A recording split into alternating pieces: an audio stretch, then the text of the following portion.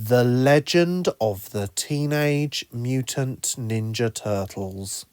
Part 1, Chapter 66, Discovery. Written and performed by Joseph Chambers and based on the original Teenage Mutant Ninja Turtle comic books created by Kevin Eastman and Peter Laird. Dad? April muttered at the shadowy figure of her father, standing by a door that read the words Baxter Stockman, Site Manager, and looking at her with a mixture of confusion and deepest regret. George O'Neill had been aware of his daughter's involvement with both TCRI and the Turtles. In fact, he had been hoping to use her to trap the Turtles and had even suggested her kidnap in order to lead the Turtles to TCRI days earlier. But he had not known of her presence in the building that very night and had never in a million years considered that she would find out he worked here. He worked nights in a laboratory. That was all he had ever revealed to his wife and child. He had never needed to reveal anything else. But now he knew that April would no doubt tell Amanda everything, and they would both leave him forever. It was very true that he did love both Amanda and April, but he was also devoted to TCRI and the Foot Clan, and believed they were working for a greater good. He genuinely thought that he was only doing what he could to save the world from the threat of a cunning mutated rat and his ninja turtles.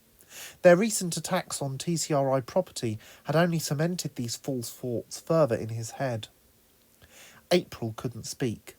There had not yet been words invented for how she felt. No matter how lowly she had thought of her parents, she had never thought of them being low enough to work for murderers. But there he was. Her father was a leading figure in TCRI. It was too much. Her only reaction was to run. She didn't know or care where to. Master Splinter remained relatively calm. He knew for a fact that despite being trapped, there was no point in panicking, as this would not help in coming up with a solution. Leonardo also knew this deep down, but one of the few things Leonardo did indeed fear was confined spaces. Having claustrophobia was one of the worst things Leonardo hated about himself. It was completely irrational, and at times like this, left him humiliatingly debilitated. Of course, he also knew deep down it was not his fault and he shouldn't be so hard on himself, but he was in a state of panic and logic fails even the greatest at times like that.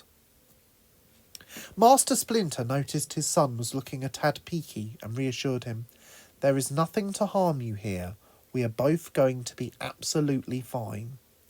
Leonardo heard and understood his father, but despite himself, his pulse rate and breathing increased, and he began to feel butterflies, although they felt like dragons in his stomach. His sympathetic section of his autonomic nervous system switched on fully, and he became soberly aware of his seemingly futile situation.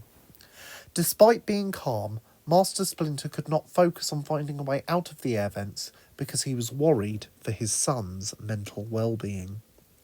"Leonardo, I want you to shut your eyes and focus on repeating the phrase, 'Feel the fear and do it anyway,'" Master Splinter commanded.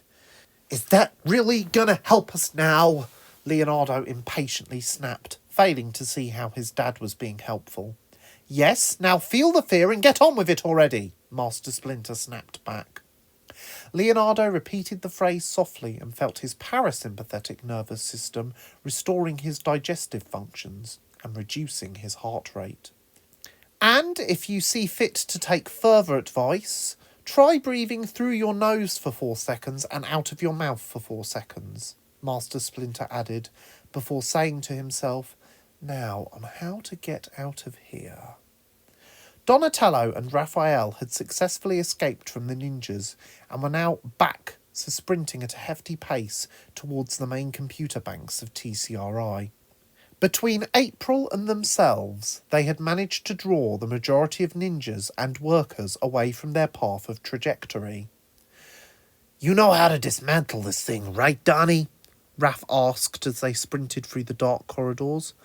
"I have a rudimentary understanding of how to bring the hard drive out of commission, but if all else fails, I'll leave you in there for 5 minutes. I'm sure you'll find some way of making it irreparable." Donatello smirked. The thought of being allowed to break something brought a smile to Raphael's face. After a close encounter with two stray ninjas, one of whom was left half trapped in a brand new hole in the wall, and one of whom was left with slightly fewer teeth than he started with, the boys arrived at the room where supposedly the computer terminals were located. "Can you hear that?" Raphael asked his brother. "Yes, I can hear you talking about hearing things," Donatello jibed. Then he too heard a distinct metal clunking from above. "What the heck could be going on in the vents?" Raphael questioned to Donatello as the pair looked up at the vents above them. "Do I look like I have Superman's X-ray vision?" Donatello asked in sarcastic response. Meanwhile, above them, Master Splinter was attempting to use percussive shock to dent the corners of the panels that trapped him and his son. "Are you sure you can't reach your swords?" Master Splinter asked. "Not without dislocating my shoulder, no," Leonardo responded gloomily, feeling much calmer now, but still repeating his dad's mantra in his head. Then, with terrible velocity, a metal prong shot through the floor of the vent and made both Splinter and Leo practically jump out of their skins. The prong then proceeded to cut its way slowly through the metal, making the rough shape of an oblong. "I will jump down first and take on whoever is down there. Then you go after me. It doesn't matter if they kill me, I just want you to survive," Master Splinter said. Before Leonardo could protest, the young but deeply New York accented voice of Raphael rung out to them. "No need to sacrifice yourself today, Dad. It's just us." Both Rat and Turtle in the vents shared great exhales of relief before jumping down to meet their saviours.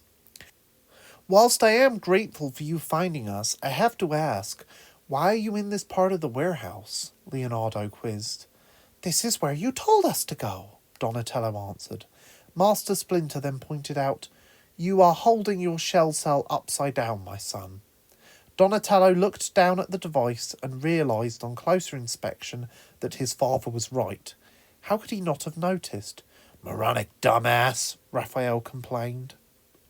"Raphael!" Master Splinter yelled.